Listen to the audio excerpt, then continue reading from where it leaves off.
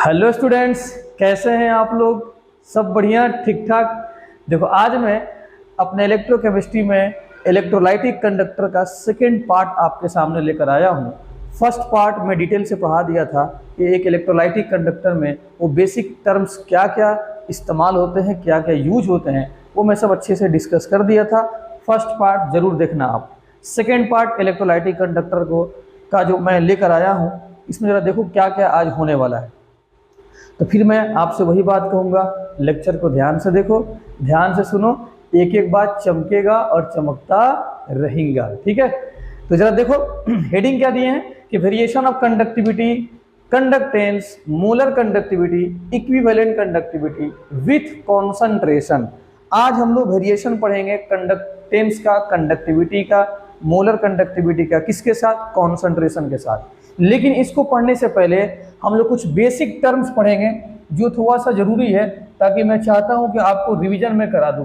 जो basic terms हैं उसको जरा देखो, हम लोग ध्यान से बात करते हैं। बेसिक कॉन्सेप्ट्स, जब बेसिक स्ट्रांग हो जाएगा तब उसके बाद से हम लोग आगे बात करेंगे। सबसे पहले देखो इलेक्ट्रोलाइट्स।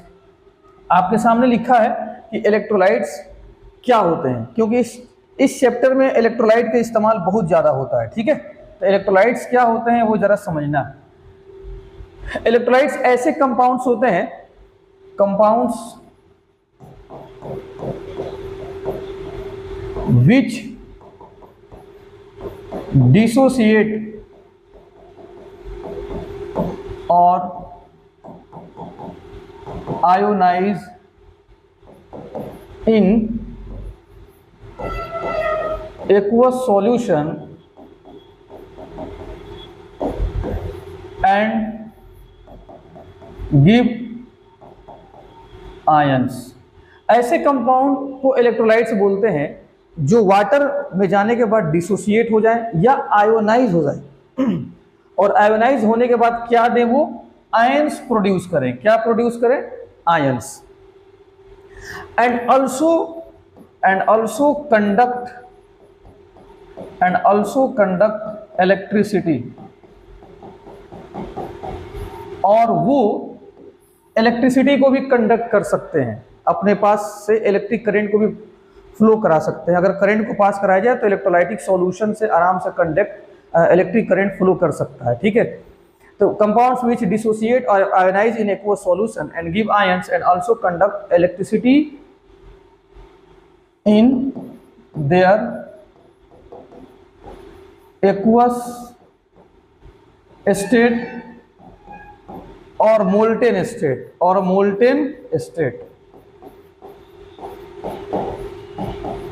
अपने एक्वस या मोल्टेन स्टेट मतलब पिघला हुआ स्टेट अगर उसमें है तो इलेक्ट्रिक करंट आराम से पास कर जाता है।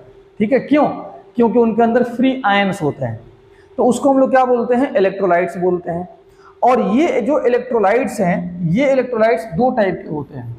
ये इलेक्ट्रोलाइट्स जो हैं कितने टाइप के होते हैं? दो टाइप के होते हैं, ध्यान से समझना। दो टाइप के होते हैं।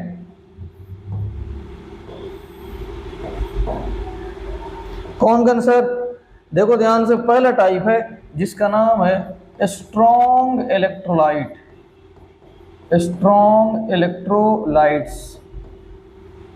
और दूसरा होता है वीक इलेक्ट्रोलाइट्स होता है।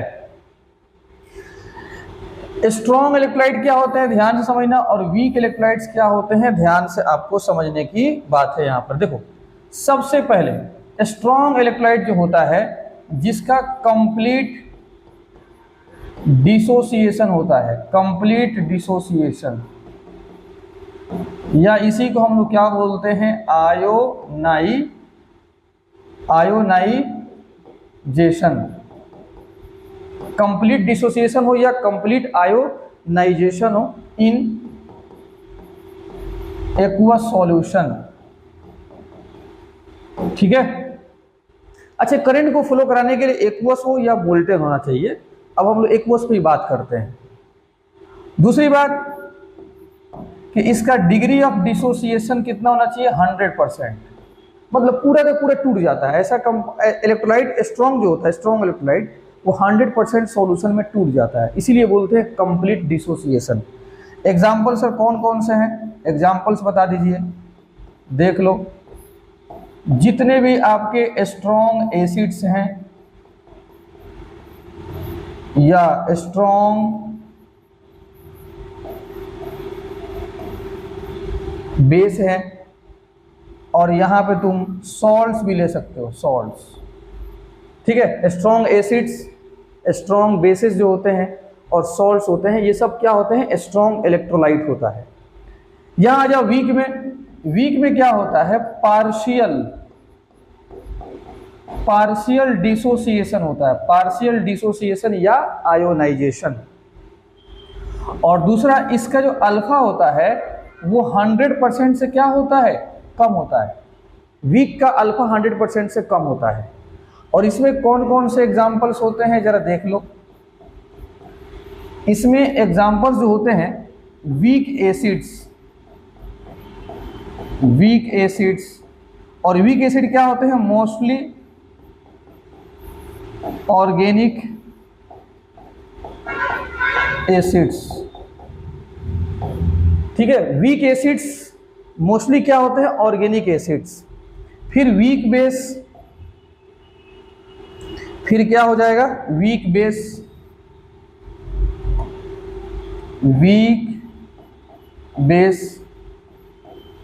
जो वीक बेसेस होते हैं वो भी क्या होते हैं, आपका वीक इलेक्ट्रोलाइट्स होता है, ठीक है।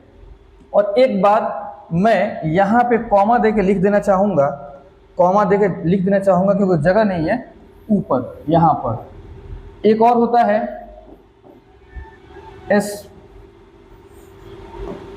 एक और होता है, ध्यान समझना, एस्पेरिंगली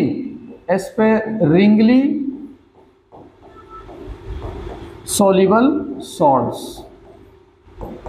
एस्पेरिंगली सॉल्युबल सॉल्ट्स भी आपके क्या होते हैं, वीक इलेक्ट्रोलाइट्स होते हैं। यहाँ पे जो लिखे हैं सॉल्ट्स, ये कौन से सॉल्ट हैं जो एस्पेरिंगली सॉल्युबल सॉल्ट नहीं होते हैं, मतलब इनसॉल्युबल सॉल्ट नहीं होते हैं। ये ऐसे सॉल्ट्स होते हैं जो सॉल्युबल होते हैं, जब होंगे तो 100% होंगे, ठीक है। और वीक एसिड जो होते हैं मोस्टली क्या होते हैं, ऑर्गेनिक एसिड। और वीक बेसिस भी क्या होते हैं, ये भी आपके ऑर्गेनिक ही होते हैं। क्या होते हैं, ऑर्गेनिक बेस ही होते हैं, ऑर्गेनिक बेस। वीक बेस जो होते हैं वो भी आपके क्या होते हैं, ऑर्गेनिक बेस ही होते हैं। स्ट्रॉन्ग एसिड्स होते हैं, स्ट्रॉन्ग एसिड्स वो क्या हो गया आपका, H2SO4। कम से कम इतना तो आपके दिमाग में याद होना चाहिए ताकि आगे पढ़ने में आसानी हो जाएगा। HNO3, HCl4, ये सब के सब क्या होते हैं, इनऑर्गेनिक एसिड होते हैं, इनऑर्गेनिक एसिड्स। जो वीक एसिड्स होते हैं वो मोस्टली क्या होते हैं, ऑर्गेनिक होते हैं, जैसे CH3, COOH, HCOOH, C6H5, COOH। इसको बोलते हैं हम लोग एसिटिक एसिड, एसिटिक एसिड। इसको बोलते हैं हम लोग फॉर्मिक एसिड, और इसको बोलते हैं हम लोग बेंजोइक एसिड, बेंजोइक एसिड। तो ये सब क्या होते हैं, आपके ऑर्गेनिक होते हैं, ऑर्गेनिक होते हैं, ऑर्गेनिक एसिड्स होते हैं। और ये मोस्टली ऑर्गेनिक होते हैं और वीक होते हैं। क्या होते हैं, वीक। और यहां पर देख लो स्ट्रॉन्ग बेस। अरे बाबा तुम कहाँ है, इधर उधर चले जा रहे हो जी, हट इधर देखो। स्ट्रॉन्ग बेस,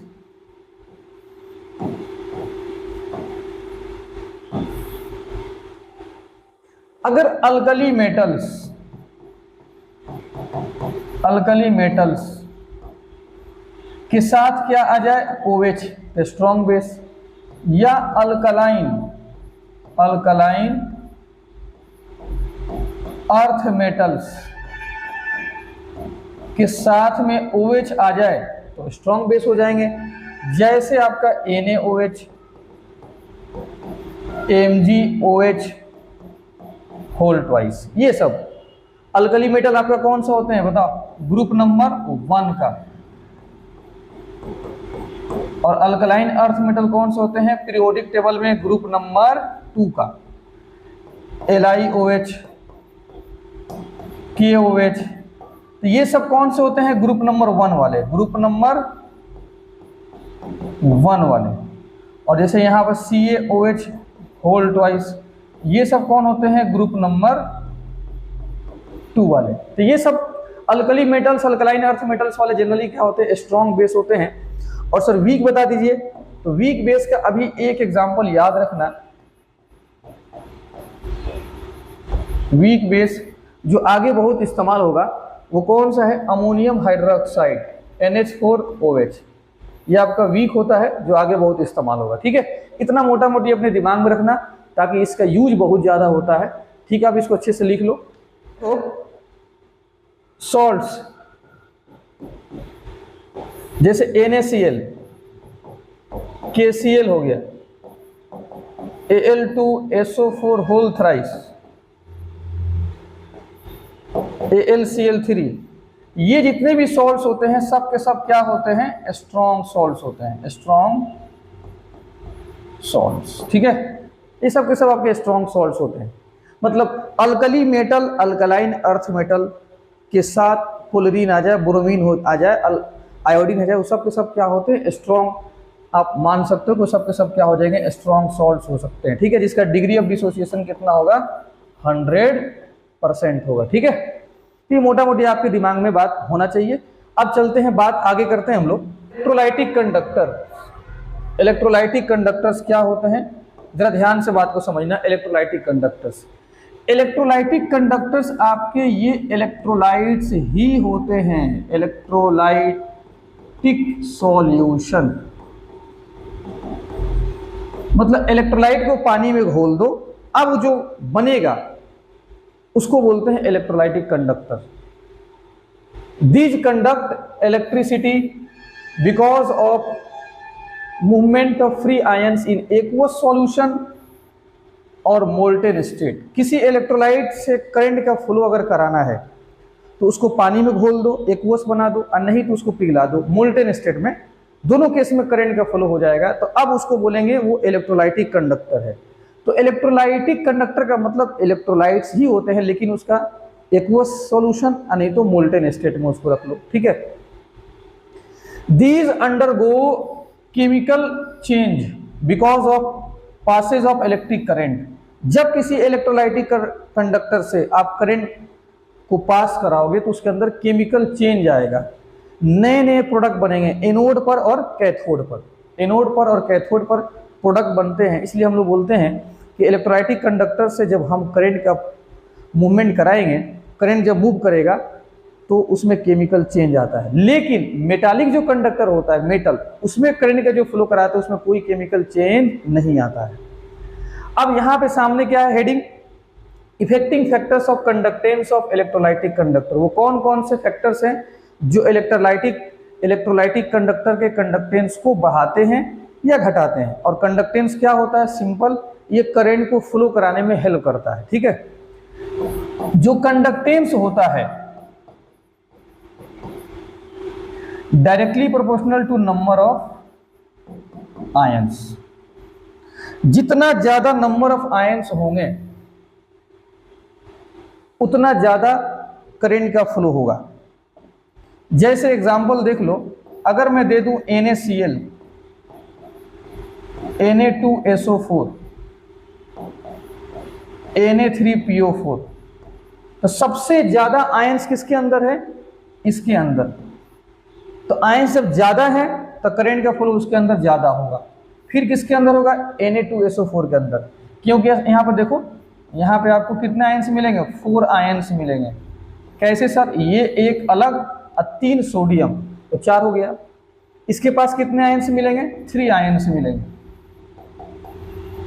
और इसके पास कितने मिलेंगे, 2 आयंस मिलेंगे। तो आयंस का संख्या बढ़ने से, नंबर ऑफ आयंस अगर बढ़ता है तो कंडक्टेंस क्या होंगे बताओ, बढ़ेंगे। ठीक है, नोट में लिख दूं, नोट में, तब हम लोग सेकंड पढ़ेंगे। Note, conductance of H plus और OH minus, conductance of H plus और OH minus higher then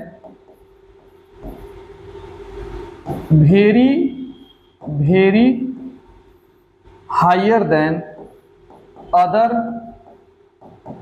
ions due to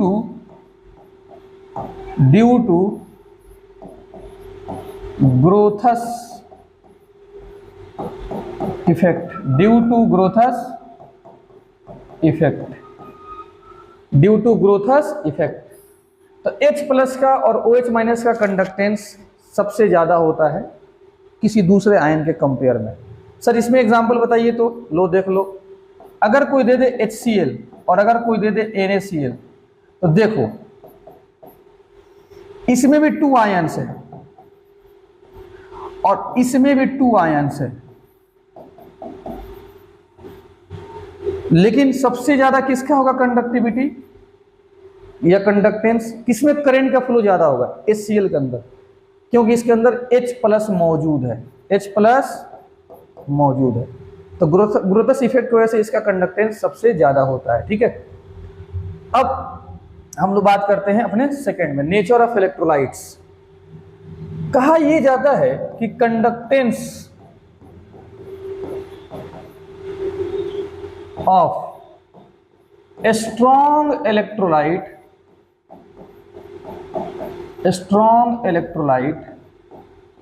greater than conductance of weak electrolyte.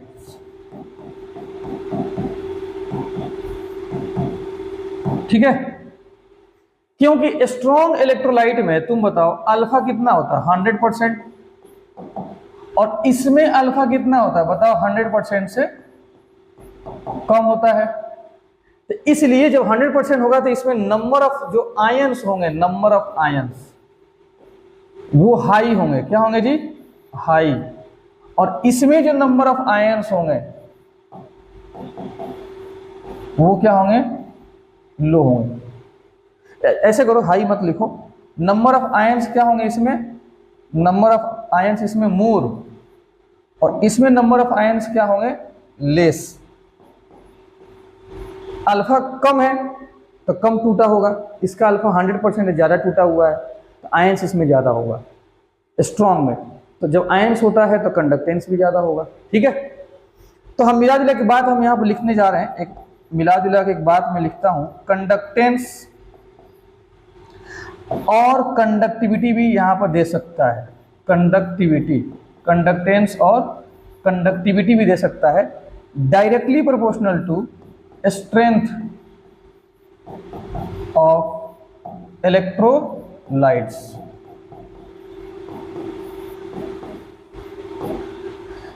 ये बात याद रखना कि जो इलेक्ट्रोलाइट जितना ज्यादा स्ट्रॉन्ग होगा, जितना ज्यादा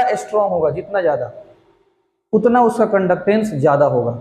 सर एग्जाम्पल बताइए, एग्जाम्पल बताइएगा तब हम लोग मानेंगे। सर एग्जाम्पल आप बताइएगा तभी हम लोग मानेंगे। चलो देखो, बताओ यहां पर ध्यान से, ये HCl है और ये CH3COOH है। ये आपका स्ट्रॉन्ग इलेक्ट्रोलाइट है ना HCl, और CH3COOH ऑर्गेनिक है तो वीक हो जाएगा, तो इसका कंडक्टेंस क्या होगा? ज्यादा होगा। अगर कोई आपको दे दे NaOH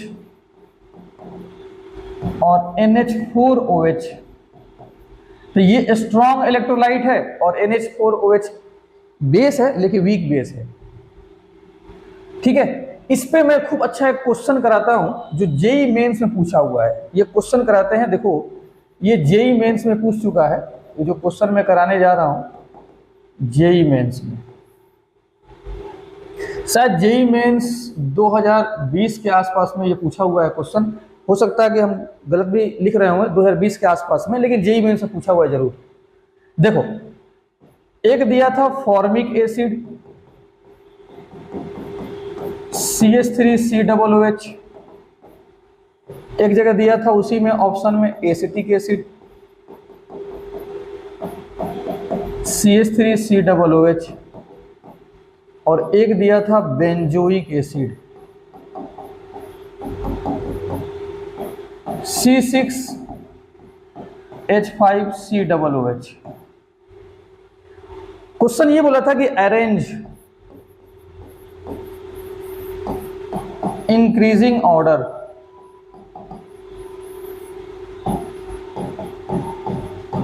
इन इलेक्ट्रिकल कंडक्टिविटी। ठीक है, ये क्वेश्चन था। अब बात को यहां पर समझो। फॉर्मिक एसिड सबसे ज्यादा स्ट्रॉन्ग एसिड होता है इन तीनों में। फिर 2 नंबर में कौन होता है? Benzoic acid. और 3 नंबर में कौन होता है? एसिटिक एसिड होता है। 1 नंबर में कौन होता है? Formic acid. 2 नंबर में आपका कौन सा होता है? Benzoic acid. और 3 नंबर में होता है एसिटिक एसिड। ये हो गया स्ट्रेंथ ऑफ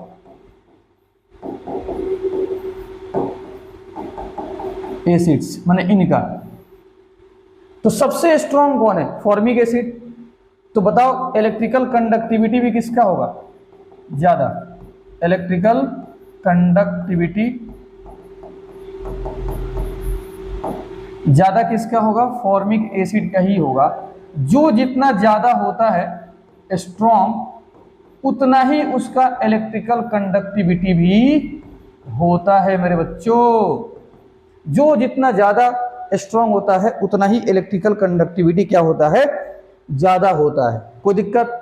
सर सवाल यह है कि आपने वो कैसे लिखा है स्ट्रेंथ ऑफ एसिड?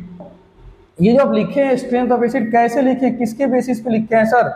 तो देखो यही बात आपको ऑर्गेनिक केमिस्ट्री में GOC जनरल ऑर्गेनिक केमिस्ट्री में पढ़ना होता है, एसिडिक स्ट्रेंथ के बारे में। तो घबराने की बात नहीं है, वो भी आपको पढ़ाया जाएगा। लेकिन अभी याद कर लो कि इन तीनों में सबसे स्ट्रांग होता है फॉर्मिक एसिड। ठीक है। तीसरा देखो, size of the ions produce in their solvation. Size of the ions produce in their solvation. कहा यह जाता है कि जो कंडक्टेंस होता है, कंडक्टेंस वो आयनिक मोबिलिटी, जितना ज्यादा आयंस फ्री होंगे। आयनिक मोबिलिटी का मतलब ये बताता है फ्री आयंस के बारे में। किसके बारे में बताएगा? Free ions. जितना ज्यादा फ्री आयंस होंगे, आयनिक मोबिलिटी ज्यादा होगा, उतना ही कंडक्टेंस ज्यादा होता है। और ionic mobility directly proportional to radius of gaseous ion. मतलब अगर आयन गैसियस स्टेट में है तो उसका जितना ज्यादा रेडियस होगा उतना आयनिक मोबिलिटी ज्यादा होगा। और एक और रेडियस होता है हाइड्रेटेड रेडियस होता है, हाइड्रेटेड। और हाइड्रेटेड के केस में अगर रेडियस बढ़ेगा तो फिर आयनिक मोबिलिटी कम हो जाएगा और आयनिक कंडक्टेंस क्या हो जाएगा? कम हो जाएगा। ठीक है। अब जरा बात करते हैं कि सर इस बात को जरा अच्छे से समझाइए। तो इसको समझाते हैं, रुक जाओ, भी टेंशन मत लो। लेकिन एक बात हम लिखने जा रहे हैं, इधर देखो। कंडक्टेंस या कंडक्टिविटी, कंडक्टिविटी आयोनिक मोबिलिटी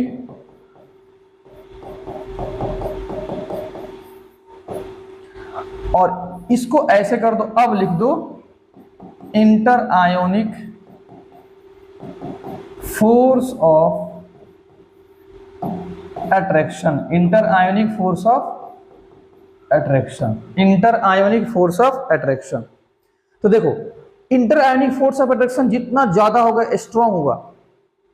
मान लेते हैं NaCl का इलेक्ट्रोलाइटिक सॉल्यूशन है, इसको तुम डाल दियो पानी के अंदर।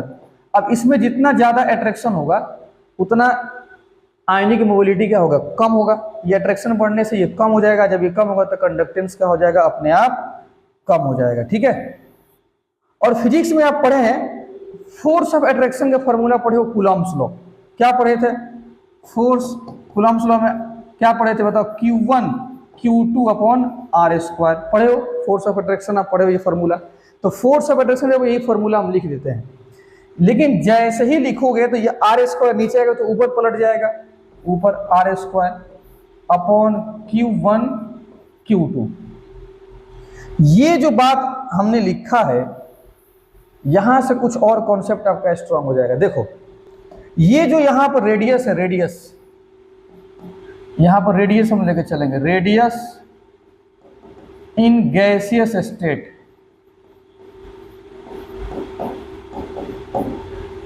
जितना गैसियस स्टेट में रेडियस ज्यादा होगा उतना आयनिक मोबिलिटी ज्यादा होगा और उतना ही कंडक्टेंस का वैल्यू भी क्या होगा, ज्यादा होगा। और देख लो रेडियस बढ़ने से, गैसियस स्टेट वाला बढ़ने से आयनिक मोबिलिटी बढ़ेगा और आयनिक कंडक्टेंस बढ़ेगा। सर ये हाइड्रेटेड रेडियस बताइए, इसको भी समझाएंगे, घबराने की बात नहीं, पहले ये समझिए, ठीक है। तो रेडियस इन गैसियस स्टेट बढ़ने से आयनिक मोबिलिटी क्या होगा, बढ़ेगा। तो ये जो ऊपर वाला बात है, मैं इस फॉर्मूला से उस बात को एक्सप्लेन किया हूं, इसको इससे मैं एक्सप्लेन किया हूं, ठीक है। अच्छे ऐसा करो, इसको हटाओ, ऐसे लिख देते हैं, इस बात से इसको मैंने एक्सप्लेन किया। हाँ जी, अब आते हैं आगे, बात करते हैं। देखो जैसे यहां पे देखो मैं एक क्वेश्चन दे देता हूं, ये आप ध्यान से समझना। एक क्वेश्चन दे देता हूं पहले,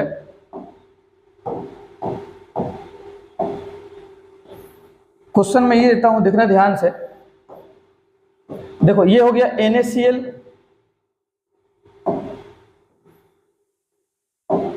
NaCl, फिर मैं दे दिया KCl और ऊपर में लिख दिया LiCl।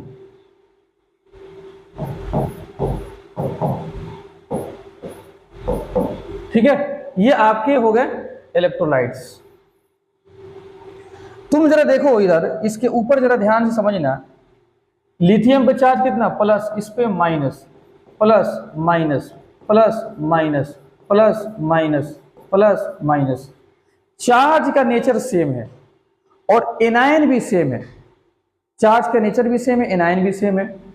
तो बता, ऊपर से नीचे हम जब आएंगे टॉप टू बॉटम, तो एनायन छोड़ दो, केटायन का देखो, रेडियस ऑफ केटायन मतलब R प्लस बढ़ेगा, रेडियस ऑफ केटायन बढ़ेगा, ठीक है। मतलब देखो Li plus, Na plus, K plus, Rb plus, rubidium, cerium plus. और इसको ये पानी में नहीं घोले हैं, ये किस में है, इन गैस, किस में है, इन गैस। तो आपको पता है कि पहले रेडियस गैस में ही देखा जाता है, तो ऊपर से नीचे आने पर रेडियस क्या, इसका ज्यादा है, फिर इसका ज्यादा, फिर इसका ज्यादा,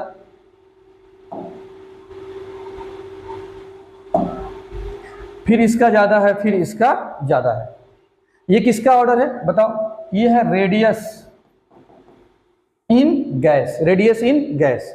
तो बता दीजिए कंडक्टिविटी क्या हो जाएगा, कंडक्टिविटी या कंडक्टेंस बता दो क्या हो जाएगा, कंडक्टेंस, कंडक्टिविटी या कंडक्टेंस क्या हो जाएगा।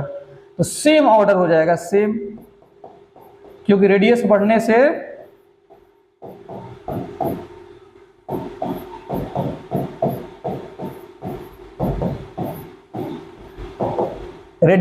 क्या होगा, कंडक्टिविटी बढ़ जाता है। तो इस कंपाउंड का कंडक्टिविटी ज्यादा है, फिर इसका, फिर इसका, फिर इसका, सबसे ज्यादा नीचे वाले का है। ये तो गैस में आप देख लिए। लेकिन सर ये बताइए कि हाइड्रेटेड रेडियस का मतलब आप क्या समझाना चाह रहे थे। देखो मान लेते हैं ये लिथियम, देख लो, जैसे ही LiCl को जब हम डालेंगे सॉल्यूशन में, तो Li में टूट जाएगा लिथियम प्लस। अब इस लिथियम को क्या करेगा, वाटर मॉलिक्यूल इसको घेर लेगा, वाटर मॉलिक्यूल घेर लेगा, क्योंकि उसके बीच में अट्रैक्शन होगा। क्या होगा जी, अट्रैक्शन। ये वाटर है, Li प्लस में और वाटर के पार्टिकल्स में क्या होगा, अट्रैक्शन, उसको घेर लेगा। इसी घेरने को बोलते हैं हम लोग हाइड्रेशन। क्या बोलते हैं, हाइड्रेशन ऑफ आयन। और यहाँ पर आयन कौन, लिथियम। और जब अगर वाटर घेरेगा, वाटर, तो इसी को बोलते हैं हम लोग सॉल्वेशन। क्या बोलते हैं, सॉल्वेशन। तो सॉल्वेशन आपका हाइड्रेशन ही होता है, लेकिन वाटर के केस में। अब सुनना, रेडियस जितना छोटा रेडियस होगा, जितना छोटा गैसियस में, मतलब पहले जितना छोटा रेडियस होगा उतना बड़ा हाइड्रेटेड रेडियस हो जाएगा, ठीक है। तो सुनना, रेडियस हम किसकी बात कर रहे हैं? Gas, radius gas. जितना कम होगा, जितना कम होगा, जितना कम होगा, उतना रेडियस हाइड्रेटेड, मतलब पानी में घिरने के बाद, पानी में घिरने के बाद उतना ही क्या हो जाएगा? बड़ा हो जाएगा, उतना ही बड़ा हो जाएगा। तो अब बता दो, हम आपसे पूछ दें कि हाइड्रेटेड रेडियस क्या होगा, इसका ऑर्डर, हाइड्रेटेड रेडियस का ऑर्डर बता दो इसमें। तो ये रेडियस किसका है? गैस का है ना। तो जितना गैस में छोटा होगा रेडियस, जितना छोटा, देख लो, जितना रेडियस गैस में छोटा होगा उतना ही हाइड्रेटेड रेडियस क्या हो जाएगा? बड़ा। तो सुनो, लिथियम हाइड्रेटेड का मतलब क्या हुआ? एक्वस, क्योंकि पानी में है। जब भी एक्वस लिखा हो किसी आयन पर, समझ जाना हाइड्रेटेड की बात चल रहा है। तो ये बड़ा हो जाएगा, Na प्लस एक्वस, ये बड़ा हो जाएगा, K प्लस एक्वस, ये बड़ा हो जाएगा। फिर रुबिडियम, फिर क्या हो जाएगा? सीजियम। ये कौन सा रेडियस हो गया आपका? Hydrated radius. मतलब पानी में जाने के बाद से लिथियम का साइज सबसे बड़ा हो जाएगा, क्योंकि लिथियम का साइज सबसे छोटा है, तो अट्रैक्शन ज्यादा करेगा, अट्रैक्शन ज्यादा करके रेडियस बड़ा कर देगा। तो रेडियस गैस में जितना कम, उतना हाइड्रेटेड रेडियस क्या हो जाएगा? बड़ा हो जाएगा। और जब हाइड्रेटेड रेडियस सॉल्यूशन के अंदर होता है, अच्छा हाइड्रेटेड रेडियस किसके अंदर होता है? आर हाइड्रेटेड किसके अंदर होता है? इन सॉल्यूशन के अंदर होता है, ठीक है। तो जितना रेडियस गैस में कम होगा उतना हाइड्रेटेड रेडियस बढ़ जाएगा, और जब हाइड्रेटेड रेडियस बढ़ जाता है तो आयोनिक मोबिलिटी क्या हो जाएगा? आयोनिक मोबिलिटी भी क्या हो जाएगा? कम हो जाएगा। इसीलिए कहा जाता है कि हाइड्रेटेड रेडियस बढ़ने से आयोनिक मोबिलिटी कम हो जाएगा, क्योंकि सॉल्यूशन में अब वो तो घिर गया ज्यादा वाटर से, तो बड़ा हो गया, बल्कि हो गया, अब वो मूव जल्दी कर नहीं पाएगा। तो अब ध्यान से सुनना, क्या यहां से समराइज हम कर रहे हैं? गैस में जितना रेडियस बड़ा होगा उतना हाइड्रेटेड रेडियस छोटा होगा। गैस में जितना रेडियस क्या होगा? जितना गैस में, सुनो यहां पर ध्यान से लिख लो, फिर से लिखते हैं, R gas, radius of gas जितना क्या होगा? स्मॉल होगा, उतना आर हाइड्रेटेड क्या हो जाएगा? लार्ज हो जाएगा। और जब लार्ज होगा तो आयोनिक मोबिलिटी को क्या कर देगा? आयोनिक मोबिलिटी को लो कर देगा। क्या कर देगा? लो कर देगा। तो गैस में रेडियस जितना छोटा, हाइड्रेटेड रेडियस बड़ा हो जाएगा और आयोनिक मोबिलिटी को लो कर देगा। इसीलिए कहा जाता है कि गैस में अगर रेडियस देखते हो तो बड़ा गैस में रेडियस का हाइड्रेशन क्या होता है? कम। और जब हाइड्रेशन कम होगा तो हाइड्रेटेड रेडियस छोटा होगा और आराम से आयंस मूव कर जाएगा, ठीक है। इसको अच्छे से आप नोट कर लो, और एक मरतबा फिर आपको यहाँ पे बैक आकर मैं आपको यहाँ पर समझा दूं कि देखो, हाइड्रेटेड रेडियस बढ़ने से आयोनिक मोबिलिटी कम होता है। तो ये रेडियस जितना गैस में जितना रेडियस बड़ा होगा, जितना गैस में रेडियस बड़ा होगा उतना हाइड्रेटेड क्या होगा? छोटा होगा, ठीक है। तो गैस वाले रेडियस और हाइड्रेटेड रेडियस में संबंध उल्टा होता है। तो कंडक्टेंस को सपोर्ट करता है, जितना बड़ा होगा वो गैस वाला, और हाइड्रेटेड में जितना छोटा रेडियस होगा उतना ही क्या होगा? कंडक्टेंस क्या हो जाएगा? बड़ा हो जाएगा, ठीक है। आप इसको अच्छे से नोट कर लो।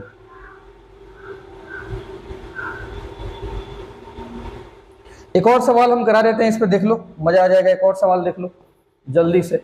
NaCl और एक जगह लिख दूं NaBr, तो Na पे प्लस, Cl पे माइनस, Na पे प्लस, Br पे माइनस। यहाँ पर कौन सा रेडियस निकलेगा? कौन सा आयन आएगा? Cl माइनस, और यहाँ पे कौन सा आएगा? Br माइनस, ठीक है। तो बताओ गैस में किसका रेडियस बड़ा होगा? आप सबको पता है कि Br माइनस का रेडियस बड़ा होगा पीरियोडिक टेबल के मुताबिक। तो बताओ हाइड्रेटेड रेडियस R हाइड्रेटेड किसका हो जाएगा? जो गैस में जितना छोटा हाइड्रेटेड में उतना ही, एक बोस लगा दो, बड़ा हो जाएगा, उतना ही बड़ा हो जाएगा। और बता दो कंडक्टेंस क्या हो जाएगा? तो हाइड्रेटेड रेडियस जितना बड़ा होगा उतना आयोनिक मोबिलिटी कम हो जाएगा, इसलिए Br माइनस का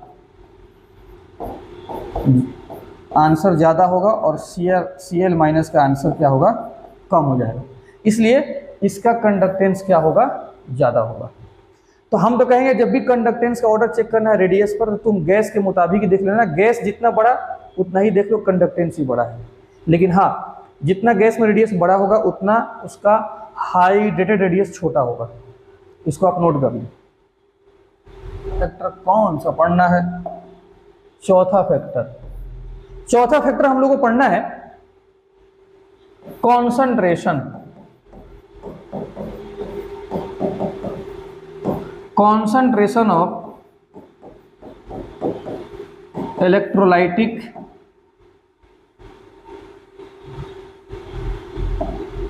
कॉन्सेंट्रेशन ऑफ इलेक्ट्रोलाइटिक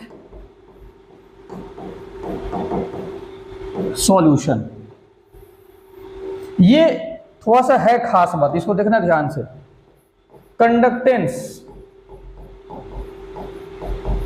हालांकि इसका डिटेल आगे पढ़ना है आप लोगों को, लेकिन लिख देता हूं। Conductance directly proportional to dilution, और ये होता है इनवर्सली प्रोपोर्शनल टू कॉन्सेंट्रेशन। अभी हम इसका आंसर लिख रहे हैं, इसका डिटेल हम आगे बताने वाले हैं इसी वीडियो में। डाइल्यूशन जितना करोगे उतना कॉन्सेंट्रेशन क्या होगा, कम होता है। डाइल्यूशन करने से कॉन्सेंट्रेशन कम होता है और कंडक्टेंस बढ़ेगा। ठीक है, जैसे क्वेश्चन देखो, अगर हम दे दिए 10,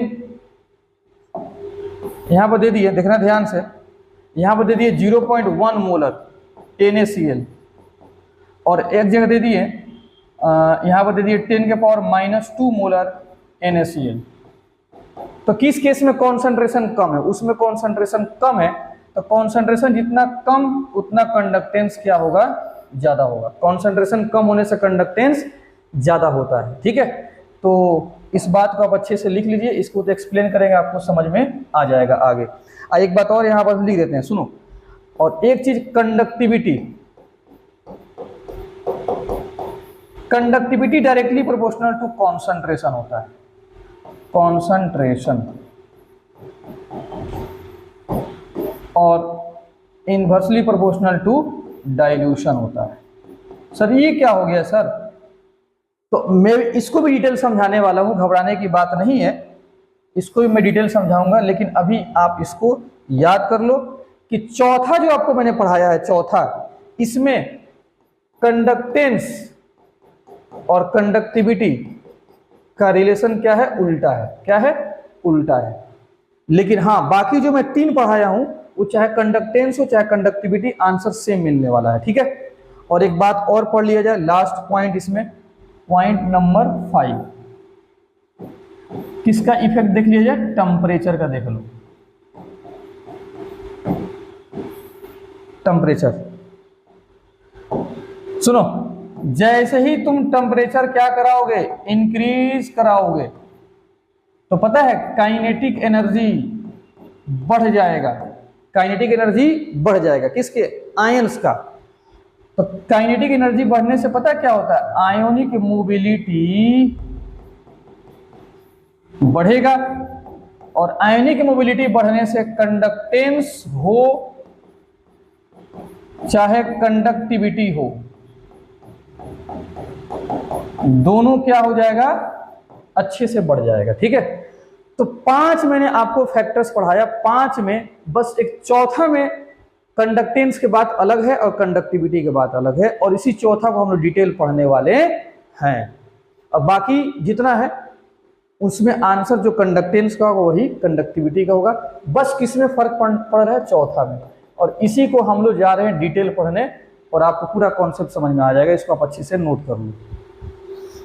variation of conductivity, conductance, molar conductivity, equivalent conductivity with concentration और डाइल्यूशन। देखो एक बात को समझो, यहां पर अगर हम बोलेंगे डाइल्यूशन, तो पता है डाइल्यूशन का मतलब क्या होता है? डाइल्यूशन का मतलब होता है एडिशन ऑफ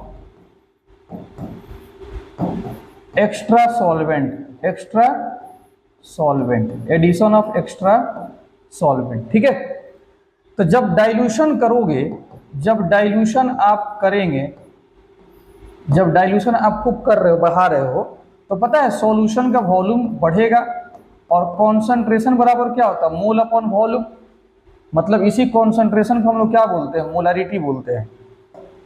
ठीक है, कॉन्सेंट्रेशन बोलो चाहे मोलारिटी बोलो, बात कैसे में। तो डाइल्यूशन करोगे वॉल्यूम बढ़ेगा, वॉल्यूम बढ़ेगा, वॉल्यूम अगर ये बढ़ता है तो पता क्या होगा, कॉन्सेंट्रेशन कम होता है। क्या होता है, कॉन्सेंट्रेशन कम होता है। इस बात को याद रखना कि डाइल्यूशन करने से कॉन्सेंट्रेशन कम होता है, डाइल्यूशन करने से कॉन्सेंट्रेशन कम होता है। एक तो बात ये क्लियर। एक बात यहाँ पर और लिख दें हम, infinite dilution, infinite dilution. Infinite dilution जब होता है, इसका मतलब कि वॉल्यूम इतना ज़्यादा बढ़ जाता है, इतना ज़्यादा वॉल्यूम बढ़ जाएगा कि कॉन्सेंट्रेशन घटते घटते कितना हो जाएगा, जीरो। क्योंकि डाइल्यूशन करने पे वॉल्यूम बढ़ता है और कॉन्सेंट्रेशन डिक्रीज। तो इनफाइनाइट डाइल्यूशन का मतलब वॉल्यूम टेंड्स टू इनफाइनाइट और कॉन्सेंट्रेशन कितना, जीरो। तो ये बात आप अच्छे से थोड़ा सा याद रखना, इसको आप साइड में लिख लेना। ठीक है, यहाँ पर देखो, सबसे पहले हम लोग लिखे यहाँ पे कॉन्सेंट्रेशन और क्या लिखे हैं, देखो जी, कॉन्सेंट्रेशन लिखे हैं और क्या लिखे हैं, डाइल्यूशन लिखे हैं। तो ध्यान से बात को समझना, डाइल्यूशन बढ़ने से कॉन्सेंट्रेशन घटेगा।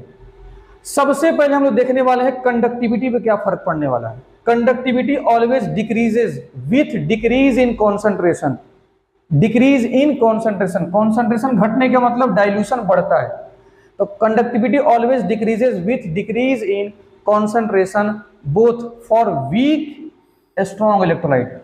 चाहे वीक हो चाहे स्ट्रॉन्ग हो, कंडक्टिविटी हमेशा घटता है। कब, जब कॉन्सेंट्रेशन को तुम डिक्रीज कराओगे। ठीक है, due to decrease in number of ions in per ml electrolytic solution. क्योंकि आप सबको पता है कि कंडक्टिविटी 1 ml इलेक्ट्रोलाइटिक सॉल्यूशन के लिए होता है। तो यहां पर समझना, जब तुम डाइल्यूशन करोगे, जब तुम डाइल्यूशन करोगे तो कॉन्सेंट्रेशन घटने वाला है, कॉन्सेंट्रेशन घटेगा। तो कंडक्टिविटी का सिंबल होता है कप्पा, और कप्पा का वैल्यू भी क्या हो जाएगा, कम हो जाएगा। इसलिए कम हो जाएगा, इस बात को यहाँ पर और समझ लो। जैसे मान लेते हैं ये आपका एक सॉल्यूशन है, अभी डाइल्यूशन नहीं किए हैं, इसमें से तुम 1 ml निकालो, 1 ml। तो बता, इसमें इलेक्ट्रोलाइट्स का कुछ ना कुछ आयंस होगा ना। लेकिन जब तुम इसे पानी मिला दिए, क्या मिला दिए, पानी बाहर से मिला दिए। अब पानी मिलाने के बाद, डाइल्यूशन करने के बाद फिर तुम इस 1 ml को निकालो बाहर इसमें से, अब इसमें आयन क्या हो जाएगा, कम हो जाएगा। तो डाइल्यूशन करने से कॉन्सेंट्रेशन मतलब आयंस का संख्या कम हो जाता है, इसलिए उसका कंडक्टिविटी डिक्रीज कर जाएगा। ठीक है, तो डाइल्यूशन करने से कॉन्सेंट्रेशन कम और कंडक्टिविटी कम। तो साफ साफ लिख दिए हैं कि conductivity always decreases with decrease in concentration both for weak and strong electrolyte due to decrease in number of ions in per ml electrolytic solution. Concentration जैसे ही कम करेंगे, मतलब डाइल्यूशन अगर कर देंगे, तो नंबर ऑफ आयंस पर ml सॉल्यूशन में कम हो जाएगा, चाहे वो स्ट्रॉन्ग हो चाहे वो वीक हो। इसको आप अच्छे से नोट कर लो। अब देखो कंडक्टेंस की बात कर लिए थे, कंडक्टेंस में क्या होगा, देखो on dilution, on dilution, on dilution, dilution करने पर कॉन्सेंट्रेशन क्या होगा, घटेगा। अब तुम डाइल्यूशन चाहे स्ट्रॉन्ग इलेक्ट्रोलाइट का करो, स्ट्रॉन्ग इलेक्ट्रोलाइट का करो, या तुम वीक इलेक्ट्रोलाइट का करो, वीक इलेक्ट्रोलाइट का करो, स्ट्रॉन्ग का करो चाहे वीक का करो, दोनों में से किसी का। तो देखना कंडक्टेंस जो होगा उसका वैल्यू क्या होगा, बढ़ेगा, नंबर 1। दूसरा, मोलर कंडक्टेंस जो लैम्डा m था उसका भी वैल्यू बढ़ेगा। तीसरा, लैम्डा इक्विवेलेंट का वैल्यू भी बढ़ेगा। तुम डाइल्यूशन करो चाहे स्ट्रॉन्ग का करो चाहे वीक का करो, तीनों का आंसर बढ़ेगा। But reason for both are different. लेकिन बढ़ने का जो रीजन है, बढ़ने का जो रीजन है वो डिफरेंट है। बढ़ने का रीजन क्या है, डिफरेंट है। किसके लिए, स्ट्रॉन्ग के लिए कुछ अलग है और वीक के लिए अलग है। तो but reason for both are different. ठीक है, तो ऑन डाइल्यूशन करो स्ट्रॉन्ग का चाहे वीक का, ये तीनों का आंसर बढ़ेगा, लेकिन स्ट्रॉन्ग के केस में कुछ अलग रीजन होगा बढ़ने का और वीक के केस में कुछ अलग होगा रीजन बढ़ने का। अच्छा एक तुम बात बताओ कि कंडक्टेंस भी बढ़ रहा है, लेमडा एम भी बढ़ रहा है, लेमडा EQ भी बढ़ रहा है, तीनों बढ़ रहा है, तो क्यों ना हम आपको यहाँ से लेमडा एम और लेमडा EQ से बात को समझा देते हैं। और वही रीजन किसके लिए होगा, कंडक्टेंस के लिए भी होगा। ठीक है, तो चलिए आगे हम आपको समझा देते हैं, ध्यान से देखो। देखो जी, मोलर कंडक्टिविटी और इक्विवेलेंट कंडक्टिविटी, इसी को समझना है और जो आंसर इसका आएगा वही कंडक्टेंस का भी आंसर आएगा। यहां पर समझो ध्यान से। सबसे पहले तुम ये बताओ कि लेमडा एम इक्वल टू क्या होता है, कप्पा इंटू 1000 अपॉन मोलारिटी। ठीक है, और हम सिर्फ फोकस कर रहे हैं किस पे, सिर्फ फोकस कर रहे हैं मोलर कंडक्टिविटी पर। जो इसके लिए आंसर आएगा वही इक्विवेलेंट कंडक्टिविटी के लिए भी आएगा और वही कंडक्टेंस के लिए भी आएगा। ठीक है, अब बताओ जब तुम डाइल्यूशन करोगे, डाइल्यूशन करोगे तो बताओ वॉल्यूम बढ़ेगा और वॉल्यूम बढ़ता है तो मोलारिटी क्या हो जाएगा, कम हो जाएगा, मोलारिटी कम हो जाएगा। और एक बात और सुन लो, डाइल्यूशन करने पर मोलारिटी कम हो जाता है तो कप्पा भी, कंडक्टिविटी भी क्या हो जाएगा, कम हो जाएगा, कंडक्टिविटी भी कम हो जाएगा। अब तुम बताओ कि डाइल्यूशन पर, देखो इस डाइल्यूशन पर कप्पा भी कम हो रहा है और मोलारिटी भी कम हो रहा है। देखो मोलारिटी भी कम हो रहा है और कप्पा भी कम हो रहा है। तो मोलारिटी अगर कम होता है, अगर मोलारिटी कम होगा तो पता है लेमडा एम का वैल्यू बढ़ जाएगा, और अगर कप्पा कम होगा तो पता है लेमडा एम का वैल्यू बढ़ जाएगा। सॉरी, अगर कप्पा कम होगा तो लेमडा एम का वैल्यू क्या हो जाएगा, घट जाएगा। कप्पा कम होगा तो लेमडा एम का वैल्यू घट जाएगा। तो तुम बताओ मोलारिटी कम होने से नीचे कम होता है तो वैल्यू बढ़ता है, नीचे कम होगा तो वैल्यू बढ़ेगा। मोलारिटी कम होने से लेमडा एम बढ़ रहा है और कप्पा कम होने से लेमडा एम घट रहा है। तो बताइए कंट्राडिक्शन आया कि नहीं। लेकिन सुनना, इसका मतलब कि अब इसको समझाने के लिए एक्सपेरिमेंटली हमको जाना पड़ेगा। ठीक है, तो यहाँ पर डिस्कस हम लोग करेंगे, इसको डिस्कस बाय एक्सपेरिमेंट। तो एक्सपेरिमेंट से इसको डिस्कस किया जाता है, और जब एक्सपेरिमेंट से डिस्कस किया जाता है तो पता है यहाँ से क्या रिजल्ट आता है, रिजल्ट ये आता है कि molarity factor is more dominant.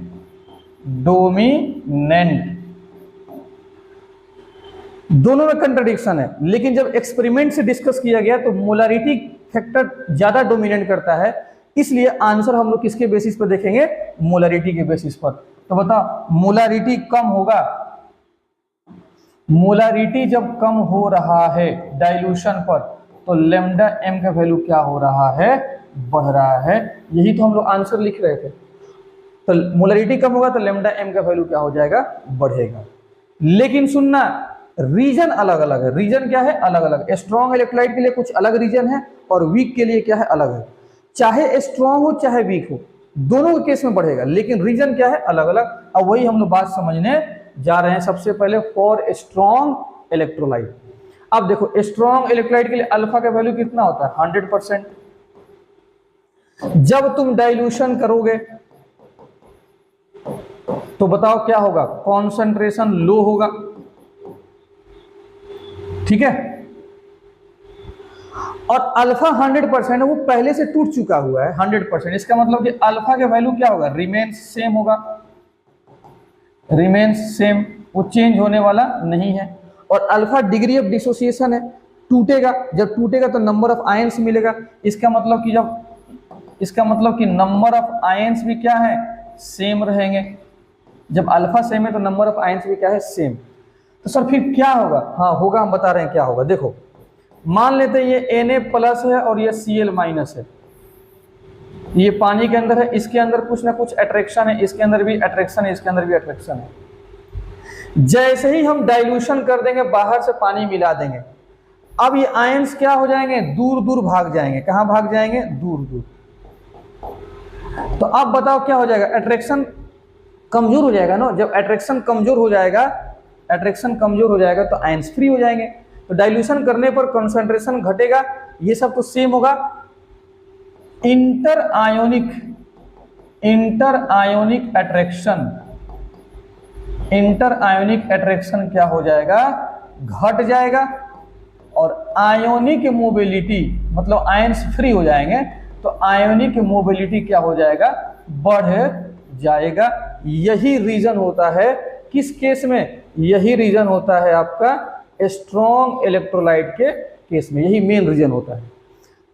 तो स्ट्रॉन्ग इलेक्ट्रोलाइट के केस में रीजन आ गया समझ में, वो क्या है, आयोनिक मोबिलिटी के बढ़ने की वजह से, आयोनिक मोबिलिटी के बढ़ने की वजह से। स्ट्रॉन्ग में क्या होता है, आयोनिक मोबिलिटी बढ़ेगा मतलब इंटर आयोनिक अट्रैक्शन घटेगा तो आपका बढ़ जाता है। क्या बढ़ जाता है, आयोनिक मोबिलिटी बढ़ेगा तो क्या बढ़ जाएगा, कंडक्टेंस बढ़ जाएगा। और क्या बढ़ जाएगा, लैम्डा एम मोलर कंडक्टेंस भी बढ़ जाएगा। और क्या बढ़ जाएगा, लैम्डा एक्यू भी बढ़ जाएगा। तीनों बढ़ जाता है, तीनों का आंसर सेम होगा, रीजन भी सेम है। ठीक है, अब चलो आगे बात करते हैं, ध्यान से समझना। आगे बात करते हैं, यहां पर एक ग्राफ ड्रॉ किया जाता है, एक ग्राफ ड्रॉ किया जाता है। ग्राफ को ड्रॉ कर लिया जाए, देखो ये आपका हो गया एक्स एक्सिस। यहां पे हम लोग रूट अंडर सी का मतलब कॉन्सेंट्रेशन, और ये हो गया आपका लैम्डा एम मतलब मोलर कंडक्टिविटी। ठीक है, और इस ग्राफ को ड्रॉ करने के लिए एक इक्वेशन दिया जाता है जिसका नाम है Debye हक्कल Onsager equation, Onsager equation, Debye हक्कल Onsager equation. ये दरअसल ऑन को आप एक ही साथ लिख लो, Onsager equation, Debye हक्कल Onsager equation के थ्रू इस ग्राफ को ड्रॉ किया जाता है। लैम्डा एम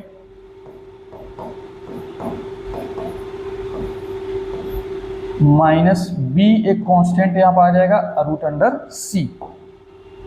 ये डिबाई हक्कल ऑन सेगर इक्वेशन है। ठीक है, और यहां पर हम लिख देते हैं लैम्डा एम सी क्या है, तो ये है molar conductivity at any concentration, at any concentration. और लैम्डा एम इनफाइनाइट क्या है, ये हो गया molar conductivity eight infinite dilution, eight infinite dilution. ठीक है, अच्छा जब इनफाइनाइट डाइल्यूशन होता है तो लैम्डा एम यहां पर हम तो जीरो भी लिख सकते हैं। जब इनफाइनाइट डाइल्यूशन होता है तो कॉन्सेंट्रेशन तो जीरो हो जाता है ना, तो इसको भी हम डिफाइन कर सकते हैं। इसको हम लोग बोलते हैं molar conductivity at zero concentration, at zero concentration. और इसका एक और नाम है लिमिटिंग मोलर कंडक्टिविटी, एक और नाम है लिमिटिंग मोलर कंडक्टिविटी। और लिमिटिंग मोलर कंडक्टिविटी हमेशा कहाँ डिफाइन है, इनफाइनाइट डाइल्यूशन पर। ये चीज हो गया। ठीक है, और बी आपका एक कांस्टेंट है और सी आपका कॉन्सेंट्रेशन है। बी के बारे में हम आगे बात करेंगे। तो डिबाई हक्कल ऑन सेगर इक्वेशन जो है ये आपका पता है स्ट्रेट लाइन ग्राफ पर है। किस पर है, स्ट्रेट लाइन। देख लो, ये पता है y equal to C minus M X. C आपका इंटरसेप्ट हो गया लैम्डा एम इनफाइनाइट, और x जो हो गया आपका x वो हो गया ये आपका रूट अंडर सी। और b जो आपका हो गया ये हो गया आपका m जो स्लोप है, m जो आपका स्लोप। देखो स्लोप निगेटिव है, इसका मतलब ग्राफ क्या आने वाला है, डिक्रीजिंग। अब बात को समझो, यहां पर ध्यान से समझो। देखो अगर आप राइट से लेफ्ट आओगे तो कॉन्सेंट्रेशन क्या होगा बताओ, डिक्रीज करेगा। कॉन्सेंट्रेशन डिक्रीज करने का मतलब क्या, डाइल्यूशन हो रहा है। डाइल्यूशन इसका मतलब बढ़ रहा है। जैसे पहुंचोगे तो यहां पे कॉन्सेंट्रेशन क्या हो जाएगा, जीरो। और जब कॉन्सेंट्रेशन जीरो हो जाएगा तो वॉल्यूम इनफाइनाइट, इसका मतलब ये क्या हो जाएगा, इनफाइनाइट डाइल्यूशन हो जाएगा। तो ऑरिजिन पर क्या होता है, इनफाइनाइट डाइल्यूशन होता है। और बताओ, जैसे जैसे कॉन्सेंट्रेशन घटेगा मतलब डाइल्यूशन बढ़ेगा, राइट से लेफ्ट आओगे तो डाइल्यूशन बढ़ेगा, राइट से लेफ्ट आओगे तो डाइल्यूशन बढ़ेगा। और अभी लिखवाएंगे डाइल्यूशन करने से आयोनिक मोबिलिटी बढ़ जाता है स्ट्रॉन्ग इलेक्ट्रोलाइट में, और कंडक्टेंस भी क्या हो जाएगा, बढ़ जाएगा। तो ग्राफ ऐसे आएगा, कुछ ग्राफ ऐसे जाएगा, ठीक है, ऐसे कुछ ग्राफ जाएगा, ये हो गया। अच्छा एक बात और सुनो, डिबाई हक्कल ऑन शेगर इक्वेशन होता है, ये ओनली फॉर स्ट्रॉन्ग इलेक्ट्रोलाइट के लिए। किसके लिए होता है, only for strong electrolyte.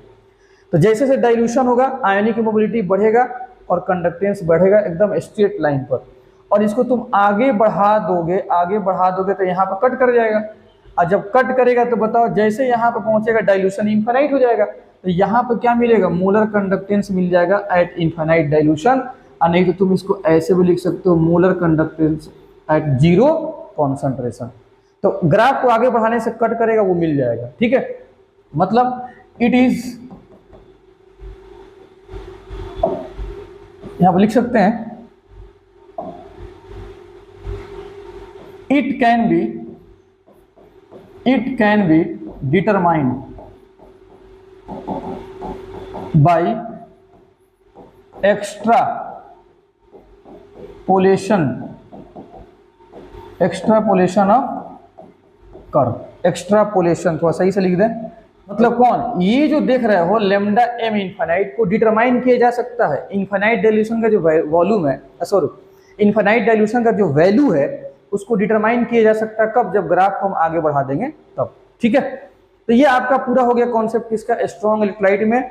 Strong में इक्वेशन है, ये इक्वेशन ध्यान देना, और ग्राफ स्ट्रेट लाइन होता है। और इसमें जो मेन रीजन है वो आयोनिक मोबिलिटी के बढ़ने से, डाइल्यूशन जब करेंगे तो आयोनिक मोबिलिटी बढ़ेगा तो कंडक्टेंस क्या हो जाता है, बढ़ जाता है, ठीक है। अब आगे देखो, यहाँ पे जो कांस्टेंट, अच्छा यहाँ पे कांस्टेंट हमने उस वक्त क्या लिखा था, बी लिखा था ना, बी, तो यहाँ पे बी कर दिया जाए, कोई ए भी लिख सकते हो, कोई दिक्कत नहीं है, यहाँ पे बी कर दिया जाए। The value of the constant B for a given solvent and temperature depends on the type of electrolyte। ये किस पे डिपेंड करता है, टाइप ऑफ इलेक्ट्रोलाइट पर, ठीक है। और टाइप ऑफ इलेक्ट्रोलाइट क्या होता है आपको हम समझा देते हैं। All electrolytes of a particular type have the same value of B, ठीक है। सेम टाइप के इलेक्ट्रोलाइट के लिए B का वैल्यू सेम होता है। सर टाइप ऑफ इलेक्ट्रोलाइट समझाइए, तो देखो ये इलेक्ट्रोलाइट NaCl, इसको तोड़ो, Na प्लस Cl माइनस, बता यहाँ पर चार्ज +1 है, यहाँ पर -1 है, तो ये पता है किस किस टाइप का है, ये 1 टाइप है, क्या है जी, 1 टाइप। ऐसे ही देख लो Na2SO4, इसको ब्रेक करो तो Na पे चार्ज कितना, +1, और SO4 पर कितना हो जाएगा, 2-, और यहाँ पर सोडियम 2 तो 2 लिख दो, ठीक है, 2 लिख दो। सोडियम पर चार्ज कितना, 1, और SO4 पर कितना चार्ज है, 2, तो ये क्या हो जाएगा, 1-2 टाइप हो जाएगा, क्या हो जाएगा, 1-2 टाइप। एक और बात लिख लिया जाए, देखो यहाँ पर ध्यान से, MgSO4, इसको ब्रेक करो तो मैग्नीशियम पे +2 चार्ज, SO4 पर -2, तो ये किस टाइप का हो जाएगा आपका इलेक्ट्रोलाइट, 2 टाइप इलेक्ट्रोलाइट। अब जो बात ऊपर लिखे हैं इसका मतलब समझ लो, 1 टाइप, दुनिया के कोई सा तुम इलेक्ट्रोलाइट लेकर आओ, अगर 1 है मतलब एक प्लस पर एक चार्ज है, मतलब केटाइन पर 1 है और एनाइन पर -1, तो 1, चाहे वो कोई सा हो, उसके लिए हमेशा कांस्टेंट B का वैल्यू सेम होगा। तुम 1-2 टाइप लेकर आओ, कोई भी सॉल्ट अगर 1-2 है, कोई सा भी सॉल्ट 1-2 है तो उसके लिए क्या होगा, सेम होगा B का वैल्यू। MgSO4 2-2 है, तो बाकी और भी सॉल्ट हो सकते हैं 2-2, उनके लिए भी वैल्यू क्या होगा, 2-2 के लिए वैल्यू हमेशा सेम होता है, 1-2 के लिए सेम होता है, 1-1 के लिए सेम होता है, 2-2 के लिए सेम होता है। तो 1-1 का कोई सा लेकर आओ उसके लिए वैल्यू B का सेम होगा, 1-2 के लिए तुम कोई सा लेकर आओ उसका वैल्यू सेम होगा, ठीक है। लेकिन हाँ 1-1 और 1-2 में डिफरेंट होगा, 1-1 का पूरा ग्रुप का सेम हो जाएगा और 1-2 का पूरा ग्रुप का सेम हो जाएगा, लेकिन इनमें अलग अलग वैल्यू होगा। अब वैल्यू आपको याद करने की कोई जरूरत नहीं है। हाँ जी, अब बात को समझो, केस नंबर 2,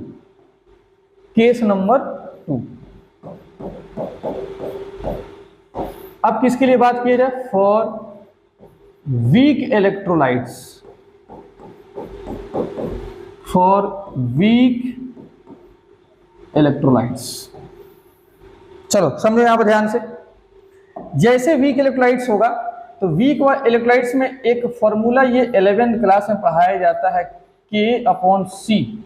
इसको जरा दिमाग में रखना, अल्फा डिग्री ऑफ डिसोसिएशन है, K/C फॉर्मूला होता है वीक के लिए, और वीक में मतलब अल्फा क्या होता है 100% से कम होता है, 100% से कम होता है।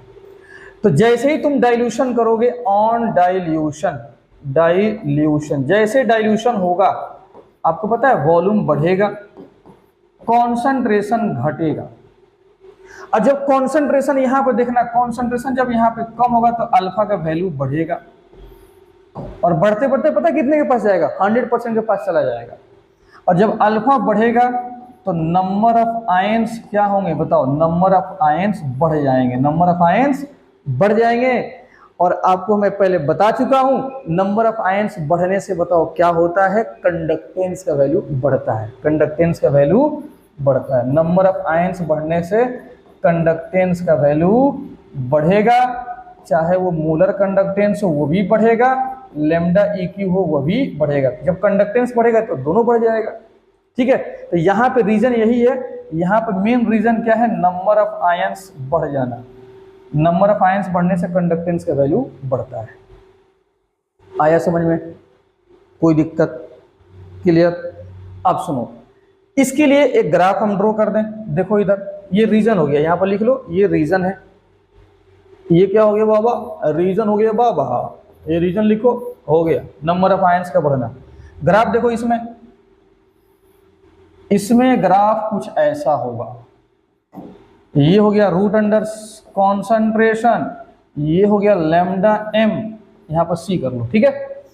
जैसे जैसे बाबा तुम डाइल्यूशन करोगे रे, जैसे डाइल्यूशन होगा, यहां से आप आओगे डाइल्यूशन करोगे तो बताओ, डाइल्यूशन करोगे,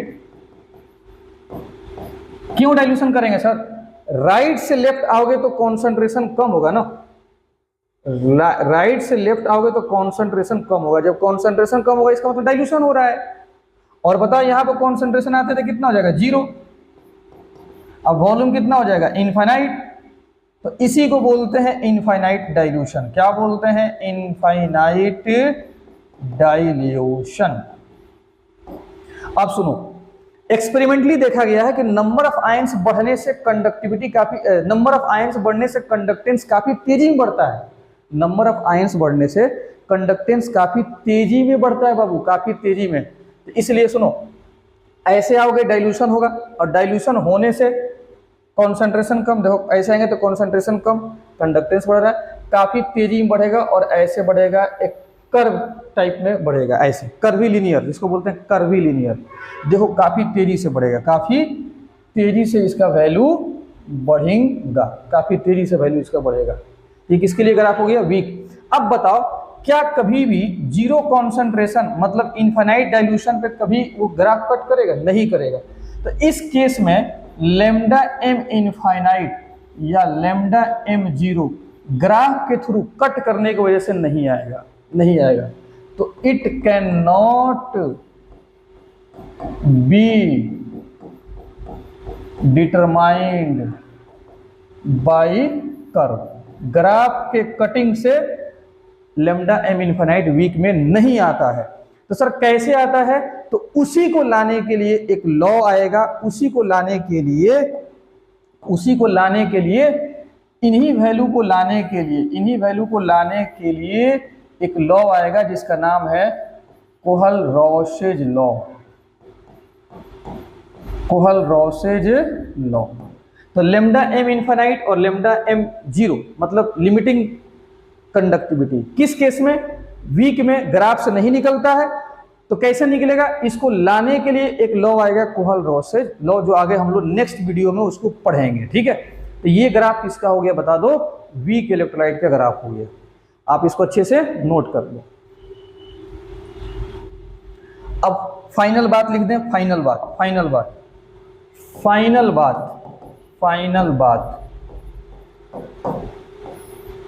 ऑन डाइल्यूशन करने पर कंसंट्रेशन कम हो जाता है, तो चाहे वो स्ट्रॉन्ग इलेक्ट्रोलाइट हो चाहे वो वीक इलेक्ट्रोलाइट हो, ठीक है, लैम्डा एम हो, लैम्डा EQ हो, कंडक्टेंस हो, वैल्यू क्या होगा, बढ़ेगा। लेकिन रीजन अलग अलग है। स्ट्रॉन्ग के लिए रीजन क्या है, आयोनिक मोबिलिटी, आयोनिक मोबिलिटी। और वीक के लिए रीजन क्या है, number of ions, number of ions increase होता है इसमें, और इसमें आयोनिक मोबिलिटी इंक्रीज होता है, ठीक है। और सुन लो, on dilution, on dilution concentration क्या होता है, कॉन्सेंट्रेशन क्या होता है, कहा है तुम नीचे ऊपर कर रहे हो जी बाबा, कॉन्सेंट्रेशन क्या होता है, डिक्रीज करता है, कॉन्सेंट्रेशन डिक्रीज। तो सुन लो, conductivity, conductivity kappa, conductivity Kattappa, kappa का वैल्यू क्या हो जाता है, डिक्रीज कर जाता है। इसका रीजन मैं समझा चुका हूं। चाहे वो स्ट्रॉन्ग हो या वीक हो, दोनों के केस में, दोनों के केस में इनका वैल्यू क्या हो जाएगा, घटने लगता है, ठीक है। ये फाइनल बात मैं लिख दिया हूं, आप इसको अच्छे से नोट कर लो, ठीक है। अब आगे देखो, एक बात और, एक बात और देखो, एक बात और देखो। एक जगह मैंने लिख दिया NaCl और एक जगह मैंने लिख दिया KCl। बता दो लैम्डा एम किसका ज्यादा होगा। सर आपने पढ़ाया है कंडक्टेंस या लैम्डा एम, दोनों के लिए आंसर सेम आता है। तो कंडक्टेंस सर आपने पढ़ाया है कि जितना रेडियस बड़ा होगा, जितना रेडियस बड़ा होगा उतना उसका वैल्यू बड़ा होगा। रेडियस किस में देख लो, गैस में देखना है, पहले गैस में देखना। तो K प्लस का रेडियस बड़ा होता है और Na का रेडियस छोटा होता है, तो उसमें लैम्डा एम का वैल्यू ज्यादा होगा। अब इसके लिए आपको कोई दे दे ग्राफ बनाओ, तो कैसे बनाओगे बताओ। तो √C और ये लैम्डा एम और ये सॉल्ट है, ये सब क्या है, ये सॉल्ट्स हैं। और सॉल्ट्स क्या होते हैं, स्ट्रांग होते हैं। तो ग्राफ कैसा बनेगा, स्ट्रेट लाइन बनेगा। कैसा बनेगा, स्ट्रेट लाइन। और बताओ लैम्डा एम का वैल्यू ज्यादा किसके लिए, KCl के लिए। तो KCl ऊपर चला जाएगा और NaCl कहाँ आ जाएगा, नीचे आ जाएगा। इस टाइप के ग्राफ बन जाए। और आगे तुम बढ़ाओगे तो आगे वो तो कट करेंगे ही, आगे बढ़ाओगे तो ये कट करेंगे ही। ये हो गया, ठीक है। एक और देख लो क्वेश्चन, ध्यान से समझ लो। एक और क्वेश्चन देख लो, यहाँ पर लिख, एक और क्वेश्चन देखो, ये देखो HCOOH एंड CH3COOH, ठीक है। इसमें आपको बताना है कि लैम्डा एम किसका ज्यादा होगा। तो ये पता किसका है, ये आपके वीक हैं, वीक एसिड्स हैं, वीक एसिड्स हैं। और ये आपके सॉल्ट्स क्या होते हैं बताओ, स्ट्रॉन्ग। तो ये आपके स्ट्रॉन्ग थे तो ग्राफ स्ट्रेट लाइन मैंने बना दिया। और ये सबको पता है कि वीक एसिड है, तो इसमें आपको ग्राफ बनाना है। क्या बनाना है, ग्राफ। तो देखो कैसे बनेगा ग्राफ। ग्राफ देखो कैसे बनेगा, ध्यान से। इसमें ग्राफ देखो कैसे बनेगा। ये हो गया आपका √C और ये हो गया लैम्डा MC। इसमें ग्राफ बनाना है, वीक है तो वीक का ग्राफ ऐसे होता है। पहले बना दो, दो बना दो, क्योंकि दो कंपाउंड है ना, दो बना दो ऐसे, दो ऐसे बना दो, ऐसे पैरेलल जाएंगे, ठीक है। अब बता उसमें सबसे ज्यादा किसका कंडक्टेंस होगा, जो स्ट्रॉन्ग एसिड है। और फॉर्मिक एसिड क्या होता है, स्ट्रॉन्ग। तो ये जो ग्राफ है, काहे तुम ऊपर नीचे कर रहे हो रे बाबा। ये जो ग्राफ है फॉर्मिक का हो जाएगा और नीचे वाला किसका हो जाएगा, एसिटिक एसिड का हो जाएगा, ठीक है। क्योंकि मैं पहले पढ़ा चुका हूं, बता चुका हूं कि लैम्डा एम सबसे ज्यादा अगर निकालना है तो कंडक्टेंस किसका ज्यादा होता है, फॉर्मिक का। तब किसका होता है, एसिटिक एसिड का होता है, ठीक है। तो वीक वाला नीचे हो जाएगा, जो ज्यादा वीक है वो नीचे, उसका कंडक्टेंस कम हो जाएगा ना, और स्ट्रॉन्ग का कंडक्टेंस ज्यादा होगा, ऊपर होगा, ठीक है। तो मैंने बहुत डिटेल आपको समझा दिया इस टॉपिक को, आप इसको अच्छे से लिख लो। मिलते हैं ओके अगले लेक्चर में। Okay, thank you.